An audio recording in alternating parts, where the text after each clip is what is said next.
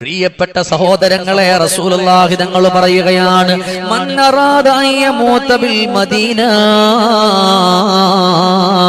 ഫൽയമുത് ലിഅന്നി അശ്ഫഉ ലിമൻ മാത ബിഹാ.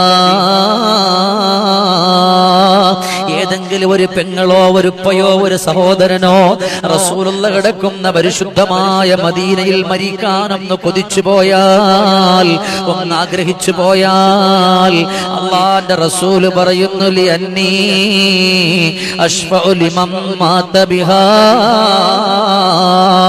ആ മദീനയിൽ മരണപ്പെട്ടവനിക്ക് പ്രത്യേകമായ ശഫാഅത്തുണ്ട്, അവനിക്ക് വേണ്ടി ശഫാഅത്ത് ചെയ്യുമെന്നാണ്.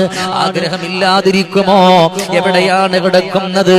മഹദിയായ ആയിഷ ഉമ്മ കിടക്കുന്ന സ്ഥലമല്ലേ?